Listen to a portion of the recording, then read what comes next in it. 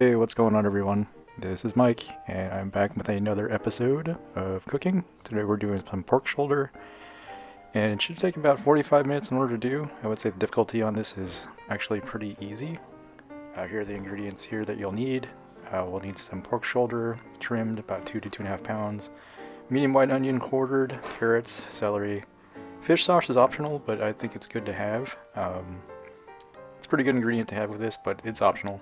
You need some water, salt, onion powder, garlic powder, and cayenne pepper. So what I'm doing here first is just kind of getting my veggies prepared. This is what's called a mirepoix, if you're fancy. And what's done here is just kind of give it flavor. This is kind of the base of veggies that you use in a lot of cooking. So it's just the celery, onion, carrots, and I've got kind of a rough chop going there for each of those. And you'll place that into your Instapot if you have it. So you can see there. And next I've got some pork shoulder that I've got cleaned up and already trimmed. I like to leave a little bit of fat on mine, just because it gives it a little flavor. It's very moist whenever you do it that way. So I've got it cubed up, that way it is very nice and even when it cooks in there. So I've got all my spices that I'm going to use in order to kind of get it spiced. So there's a fish sauce that I'm using. This is a pretty common one that you find in Vietnamese stores, but there are some other brands that are out there. You can probably find them like in most of your central markets or other places like that. I haven't checked at Kroger, but there may be some in there. So it's important to season your food, as most of you may know. So just want to use each of the spices I'd recommended earlier. And you may want to make sure you get both sides. But what I love about this recipe is just how easy it is. This is pretty much the most difficult part, is getting all that stuff prepped. The rest of the work really is just done by the Instapot. Like once you put it in there with all the ingredients and the seasonings and the water and the fish sauce, all the flavors just incorporate and it cooks very fast, very even, and it just comes out tasting really good. Here's some fish sauce I'm going to put in. So I'm just going to put a few glugs of that in there, about 3 tablespoons. And fish sauce is very strong. It's got a very strong scent. And don't be afraid of it. Like fish sauce is really good in providing that kind of that umami taste, like kind of a meaty taste to it. A lot of chefs use like anchovy paste in a lot of restaurant cooking. A lot of people don't realize it. And that's essentially what this does here.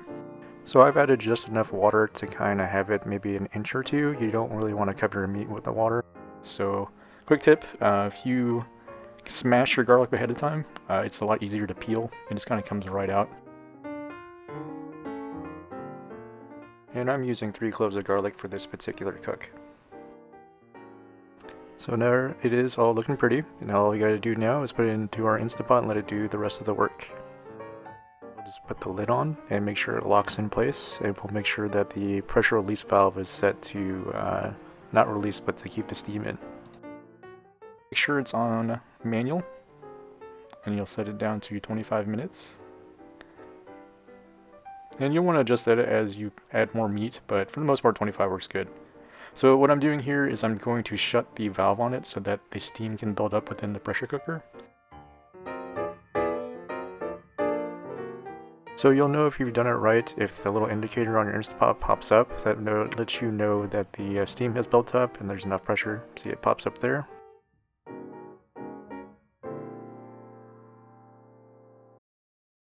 So once 25 minutes is over, you'll turn it off, unplug it, and you'll let the steam out. I take mine in the backyard, that way it doesn't fill the house up with the steam, and it just kind of keeps the house smelling fresh.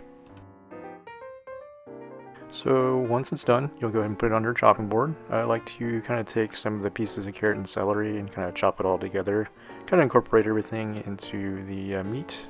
Obviously that's optional, but it's something I like to do.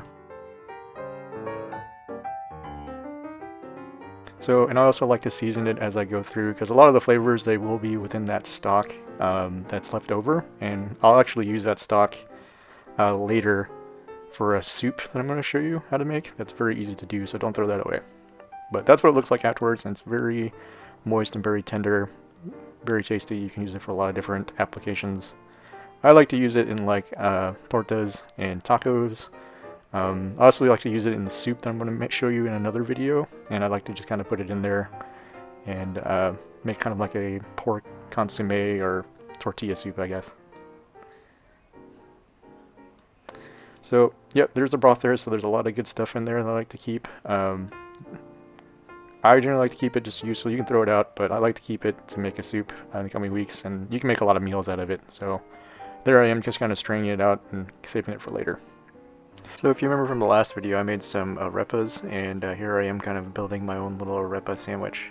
So I didn't have any tortillas on hand. Actually, I did make tacos earlier before, the video, but they didn't really come out that great. My presentation skills are not the best, so I didn't like the way it looks. So I did a redo and made these arepas instead. We didn't have any cilantro, so I went with what we had from this Greek restaurant, which I think is a Greek salad, and then I put some avocado in there. I wish I had some homemade salsa, but times are tough right now and I don't want to go to the grocery store. But it still came out really good. I enjoyed it a lot.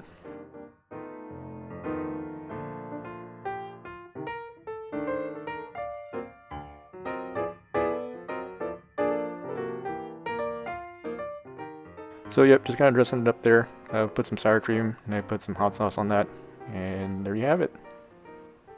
A really easy pork shoulder recipe to do if you've got an Instapot. This stuff is really cheap too. A lot of times I'll see this stuff go on like maybe 79 cents a pound, and you'll get like 9 pounds of it for under like 10 bucks. So one of the things I love about it is like all the different applications you can do. You can use it for leftovers, you can put it in soups, you can put it like maybe a pulled pork, mac and cheese. Possibilities are endless. So thanks for watching, guys. I hope you enjoyed it, and I'll try to make some more videos. We'll see you next time.